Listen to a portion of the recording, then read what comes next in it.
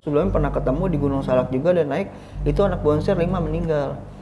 Nyebur ke kayak semi jurang lah, nggak jurang banget, semi jurang, meninggal. Akhirnya temen penasaran, semalam kita di sini katanya nginep, masa nggak ada sih? Yaudah kita cari tuh bekas-bekas itu ada apa namanya plastik kopi, rokoknya dia tuh udah warna merah, gue inget banget itu ada.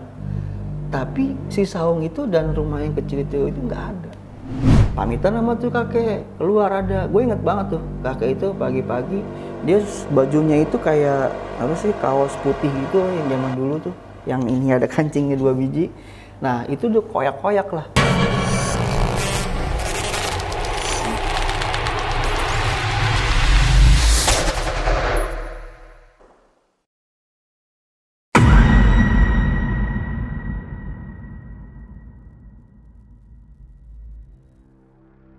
Halo, assalamualaikum warahmatullahi wabarakatuh. Selamat datang di Narasi Misteri. Kembali lagi sama gue Randi. Kali ini kita udah kedatangan seorang narasumber. Kalau bisa dibilang penggiat motor, dia ini penggiat motor nih, hobi motoran. Dan juga dia ini hobi naik gunung. Nah, kali ini dia mau menceritakan kisah tentang naik gunungnya. Langsung aja kita ketemu sama Kak Dindin. Siap. Halo Kak Dindin. Halo. Nah, gue mau tahu sedikit tentang cerita lu yang mau diceritain nih tentang naik gunung. Ke gunung mana itu? Gunung Semeru dulu kemudian. Ke Gunung Semeru. Tahun 2002. 2002. Wah, udah lumayan lama ya. Tapi masih sekolah. Berkesan sampai sekarang. Berkesan. Boleh tau gak kisi-kisi sedikit tentang cerita lo nih? Boleh sih. Jadi ketika gue naik gunung itu gue ngalamin suatu kejadian hal yang di luar nalar logika manusia lah, yang bisa dibilang tadinya gue naik gunung itu belum pernah nemuin dan gak percaya, tapi ketika itu gue ngalamin sendiri dan akhirnya gue bisa percaya. Dan di situ gue ada trauma yang artinya tuh gue takutnya ini gue lagi ketemu yang baik, gimana kalau gue ketemu yang nggak baik. Nah, bisa jadi gue mungkin kayak cita-cita yang orang ada udah hilang-hilang di sana juga gitu. Iya betul. Oke, kalau gitu buat kalian jangan lupa subscribe, like, dan komen biar kita bisa terus mendatangkan para narasumber yang bisa jadiin pelajaran buat kita. Dan juga buat kalian yang punya cerita di luar akal sehat, di luar nalar, atau cerita pengalaman pribadi kalian, bisa DM langsung ke Instagramnya Narasi Misteri, dan atau kalian bisa juga kirim email ke Narasi Misteri, ada di deskripsi yang ada di bawah. Langsung aja kita lanjut ke ceritanya, karena di dunia ini bukan cuma kita yang nempatin.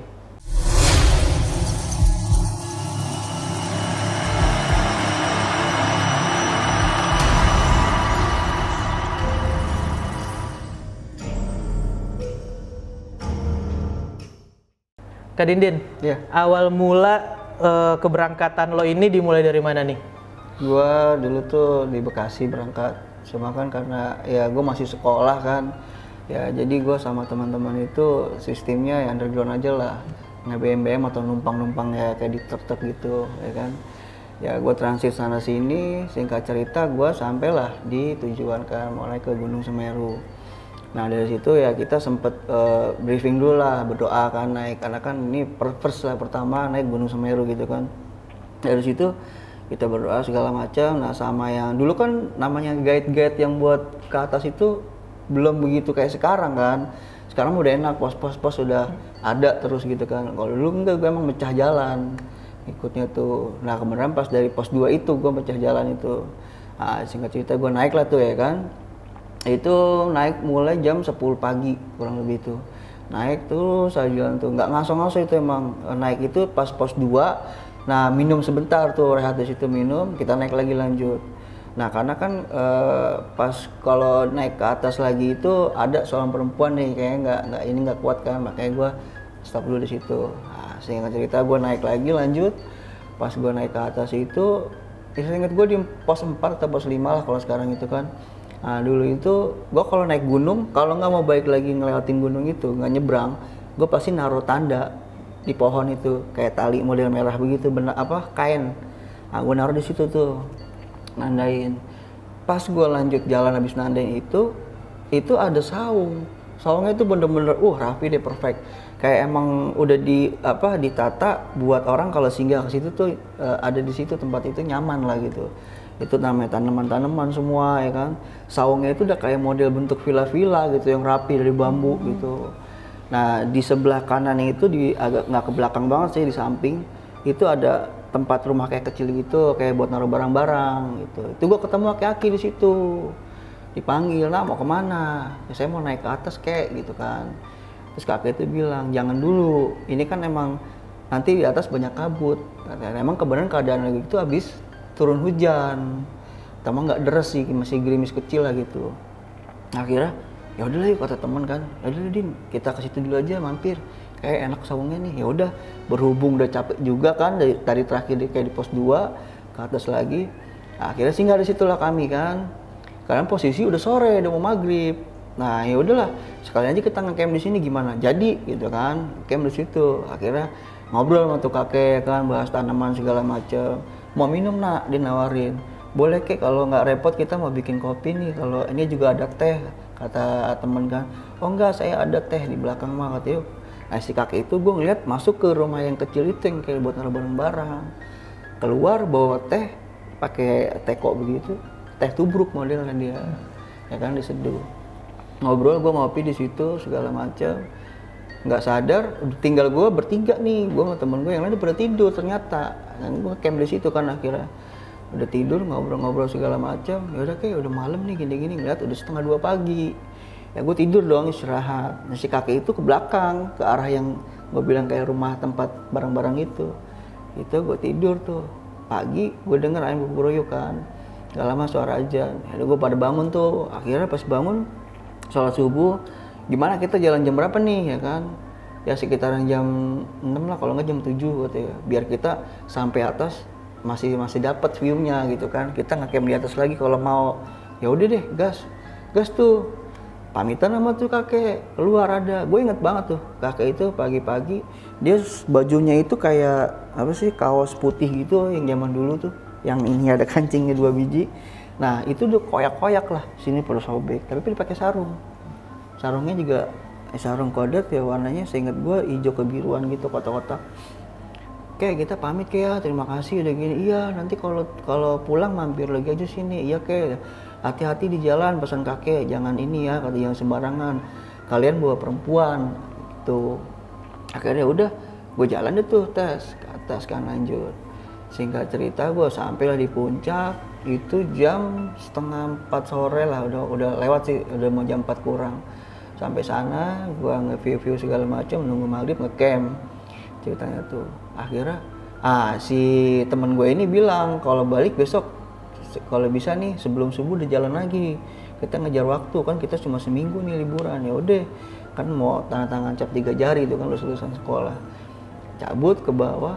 Nah itu setiap cabut ke bawah itu gue pasti nyari tali itu tuh yang gue ikat, ya kan, karena kan gue ngebelah jalan dan gue nggak nyebrang, ya kan. Nah itu gue di atas itu turun, gue inget banget tuh tali gue ambil satu. Nah sampailah ceritanya kayak pos 4 atau pos 5 itu gue di situ ketemu sama kakek-kakek ngarepin ya, ternyata nggak ketemu di situ itu. Malah yang ada itu hanya pohon besar, kurang lebih ya lebar itu 40 meter.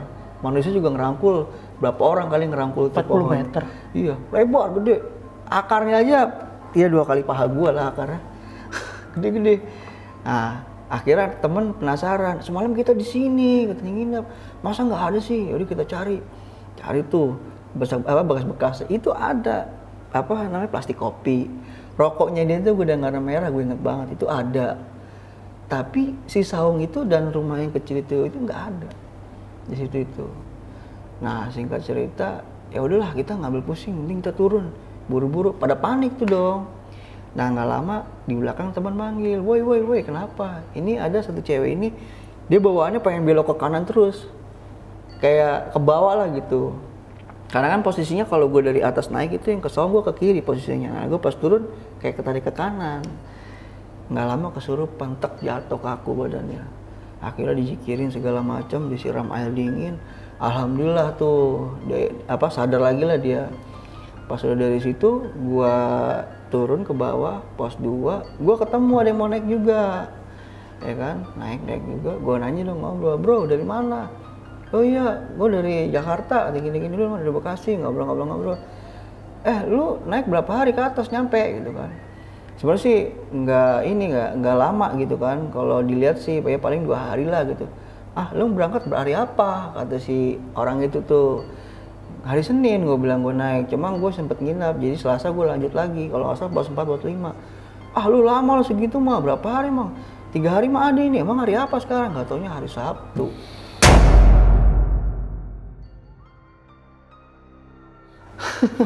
Gue di bawah itu, sampai bawah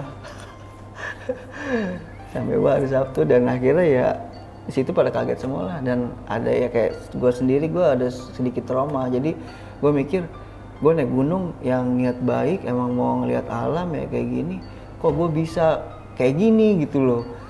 Ya ditemuin yang baik, alhamdulillahnya gitu kan, ditolong. Karena gue sebelumnya pernah ketemu di Gunung Salak juga, dan naik itu anak bonser 5 meninggal, nyebur ke kayak semi jurang lah, nggak jurang banget, semi jurang, meninggal. Itu sama diperingatin sama si kuncinya, bilang jangan nerusin, lagi turun kabut, dia pala batu.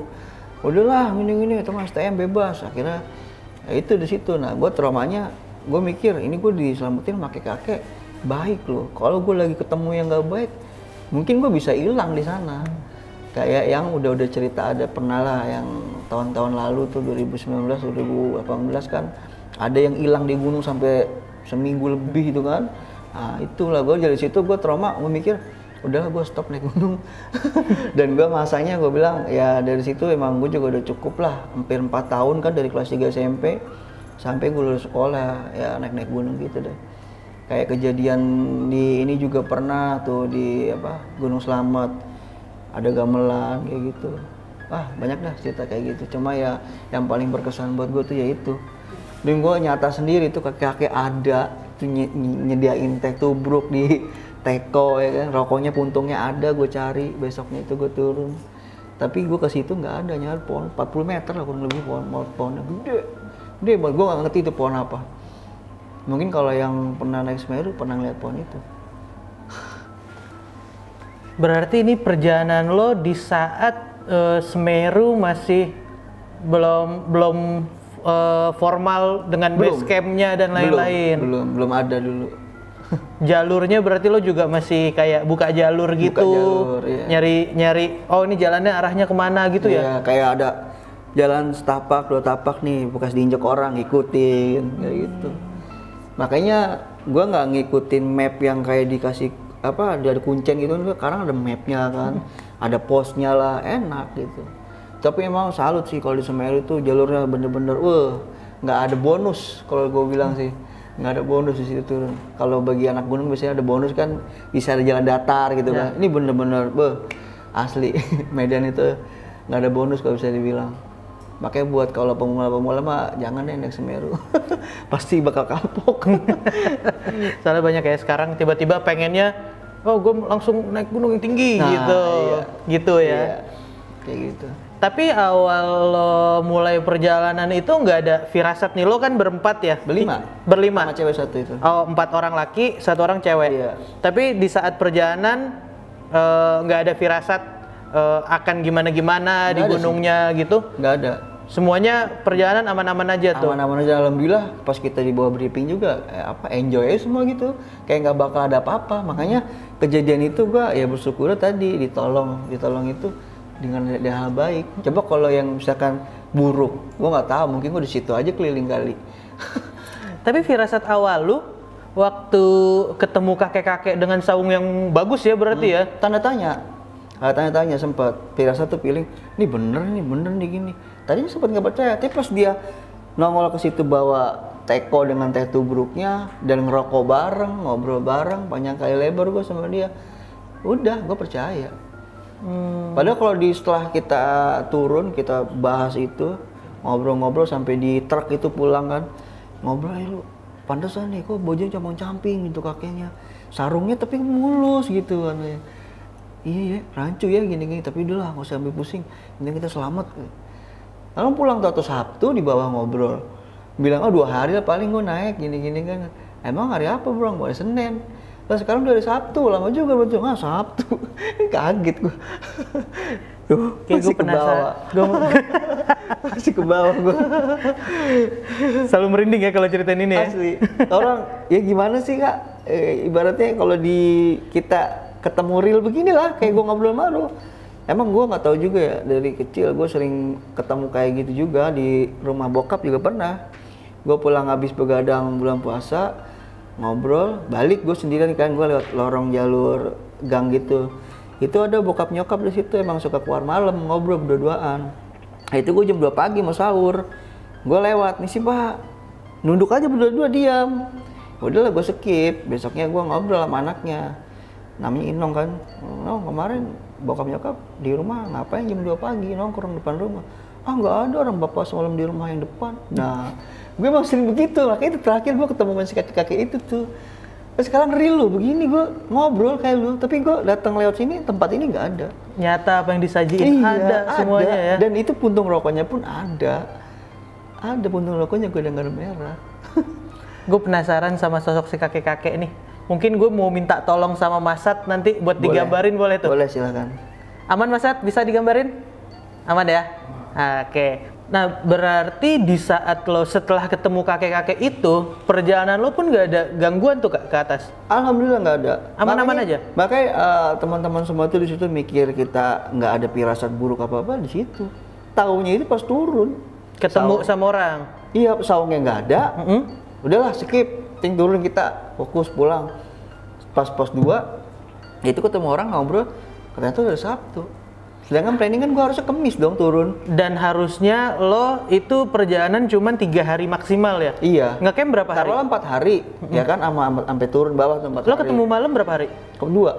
Ketemu malam 2 hari? 2 hari. Oh berarti harusnya 3 hari? 3 hari. Harusnya? Iya. Dan harusnya lo nyampe bawah itu di Kamis? Betul. Tapi ternyata gue Sabtu. Berarti ada 2 malam yang lo lewatin nggak tahu kemana tuh? Iya, tapi yang jelas gue ketemu yang Danau Ranakumulo itu gue ngeliat ketemu. Terus kalau nge-camp malam itu ya gue nggak, karena posisi kan hutan belantara ya, gue camp aja situ udah. Nggak ada pikiran karena kan ya gue anak-anak inilah ibaratnya anak sekolah masih bebas kan, mikirnya juga gue mau kayak gimana bebas, nggak ada rule gitu kan. Cuma ya gue tahu adab lah, tahu adat kalau naik gunung kayak gimana, jaga sikap gitu kan. Cuma ya tadi gue mau ngecamp nih bebas, ada lapak gue capek istirahat, camp sini jadi belar gitu, nggak ada istilah tar dulu lihat dulu sini nih gini nggak ada, gas aja udah.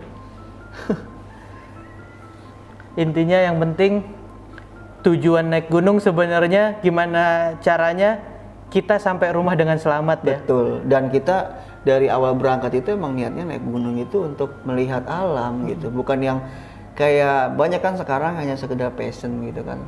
Passionnya mereka di gunung ya mereka naik gunung. Tapi ketika ditanya kesan apa yang dapat di gunung, bingung. Ada yang bingung begitu ditanya. Pelajaran apa yang didapat ya? Iya ada. Benar-benar. Ada yang di situ, makanya ya banyak lah. Gue juga kan sempat kan orang tua kan juga orang ngerti lah agamanya kan, sempat dikasih ini juga setiap lo pergi ke tempat yang baru, apalagi alam liar, alam yang luas gitu kan, gak dihuni sama manusia, dia kasih tahu doanya bacanya ada. Dan gue baca itu sepanjang jalan, alhamdulillah gitu. Makanya gue kagetnya di situ, dan itu timbul trauma dari gue sendiri. Ya gue mikir, dulu gue stop naik gunung. Nah dari situ gue beralih ke hobi yang lain gitu kan. Terakhir naik gunung tuh ya? Iya. Oke. Jadi 2 tahun kalau bisa dibilang sih itu dulu tahunnya 2000 lah. Awal naik gunung itu dari SMP 2000 pas lulusan tuh kan. Sebulan dulu kalau SMP ke STM kan, nggak terus liburnya itu kan, nunggu masuk ajaran baru STM itu kan, tuh. Nah itu dulu gua sekolah di Sukabumi yang namanya ngobor belut segala macam, ke gunung-gunung mini lah gitu kan, kayak bukan bukit bukan gunung, sering itu ke Pelabuhan Ratu, itu di Sukabumi banyak tuh kerjanya kayak gitu. Makanya pindah ke Bekasi, ada ternyata di sekolah gue tuh ini namanya Mapala kalau nggak salah, itu anak Unisma itu. Nah itu gue ikut ke situ, nah udah dah sering naik gunung. Kayak awal gue di diklat aja kan di daerah Kerawang, Cigentis. Gue di diklat di situ dulu dari sekolahan tuh, sama anak-anak Mapala dari Unisma. Ya udah kalau gitu Kak Din, makasih banyak udah mau cerita di Narasi Sama-sama. Misteri. Siap. Buat teman-teman, ambil sisi positifnya dan buang sisi negatifnya. Dan kalian juga bisa, kalau kalian punya cerita-cerita di luar nalar, kalian bisa langsung aja DM ke Narasi Misteri di Instagram ataupun email langsung ke Instagramnya Narasi Misteri. Nah, jangan lupa juga buat subscribe, like, dan komen gimana cerita dari Kak Dindin tadi. Oke, kalau gitu Narasi Misteri pamit.